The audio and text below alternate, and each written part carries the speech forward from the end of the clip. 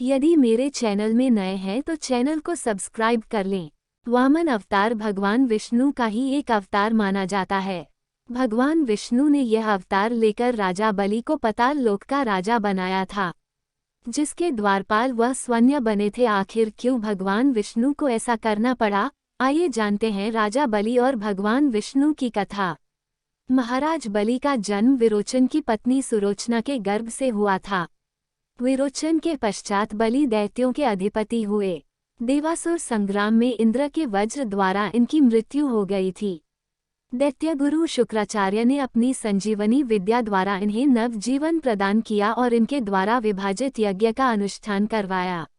उस यज्ञ में अग्निदेव ने स्वयं प्रकट होकर बलि को दिव्य रथ के साथ धनुष, बाणों भरा तरकश एवं अभेद्य कवच प्रदान किया।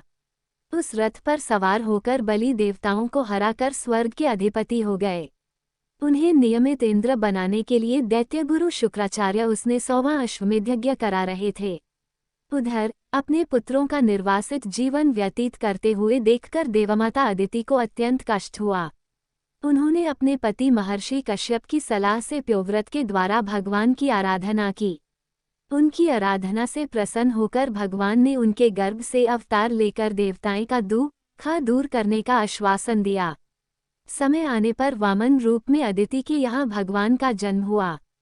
महर्षि कश्यप ने ऋषियों के द्वारा उनका यज्ञोपित संस्कार करवाया। वहां से भगवान वामन बलि की यज्ञशाला की ओर चले। उनके तेज से प्रभावित होकर महाराज बलि के सभी ऋत्विज उनके स्वागत में खड़े हो गए।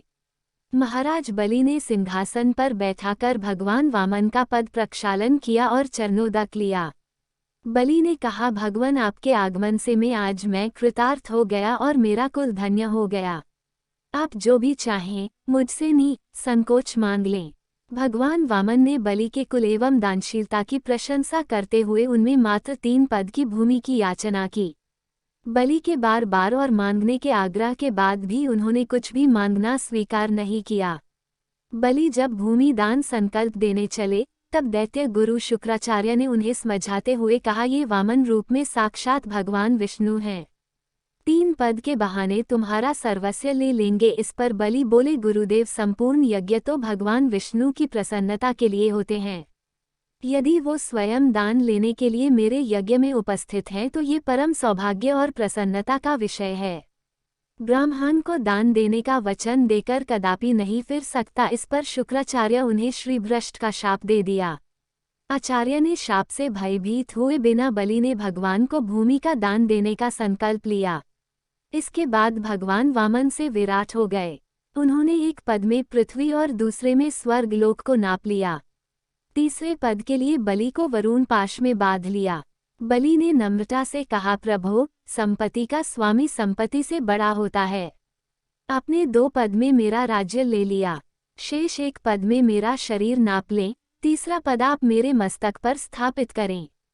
इस तरह महाराज बलि ने अपनी भक्ति से अपने अपूर्व त्याग से भगवान को बांध लिया। भक्ति के वश में होकर भगवान ने वरदान मांगने को कहा। इस पर बलि ने उन्हें अपना द्वारपाल बनने का आग्रह किया। इस तरह पाताल में भगवान विष्णु को बलि का द्वारपाल बनना पड़ा।